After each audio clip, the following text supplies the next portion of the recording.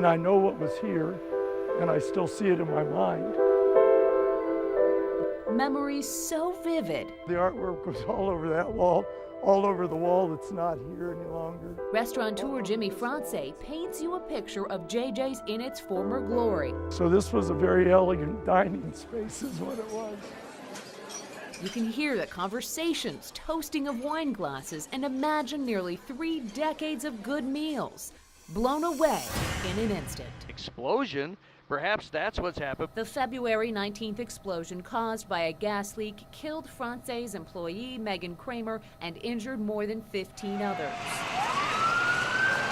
But for several years, Missouri leaders knew this nightmare was possible. It's already been well identified that we have an infrastructure problem, especially in the gas delivery industry. 2 weeks before the explosion at JJ's, It made real what we were trying to deal with in this bill. St. Charles Republican Doug Funderburk introduced a bill to make Missouri's gas pipelines safer, bringing them in line with upcoming federal standards. It puts more emphasis now on what we're trying to accomplish and maybe could avert a situation like that in the future. This report shows staff at the Missouri Public Service Commission identified the need for better safety standards in 2009, but utility companies and contractors have since pushed back against any new laws. It's a very there's a lot of different stakeholders with a lot of different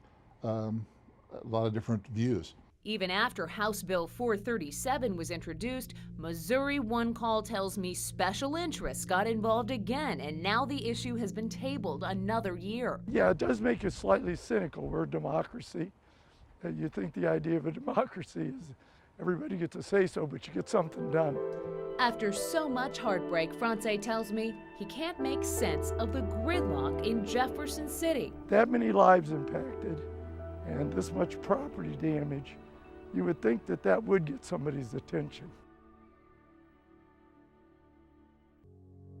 They are the parents' pleas. He's a definite threat not only to our children, but to any child. She can never go to sleep, never go to a sleepover again without a fear in the back of her mind. Saying he's turned 3 young lives into a bad horror film. The nightmare started a couple years ago when 2 11-year-old girls on his soccer team said Richard Burroughs inappropriately touched them. A 13-year-old later came forward to say it happened to her too, with Burroughs telling her, "Let's just keep this between us." As part of his guilty plea to 3 felony counts of first-degree child molestation, attorneys cut a deal that kept the girls from having to testify. So last August, as the coach left the courthouse, he was facing a 15-year prison sentence, but he was also admitted into a special program for sex offenders. And that meant that just 120 days later, on Christmas Day, Richard Burroughs was headed home. He was out of prison and given 5 years probation. If Missourians really understood that we were doing this, people would be very upset. Emily Von Schenkoff of Missouri Kids First says the program is coming under scrutiny. It's the Department of Corrections Sex Offender Assessment Unit. Through our investigation, records show over the last 5 years, more than 600 sexual predators were admitted, some up to 5 times. Nearly half were then let out on probation.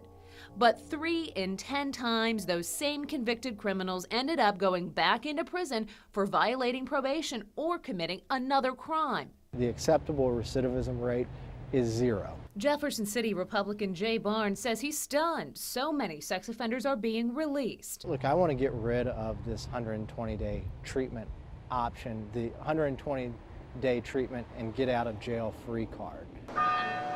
Since our investigation, Barnes is writing a bill to end the program. You have a perpetrator who took away 3 girls' innocence for their entire life, and his sentence was 4 months, essentially. It doesn't seem fair. Does not seem fair at all. Haley Harrison, KMBC 9 News.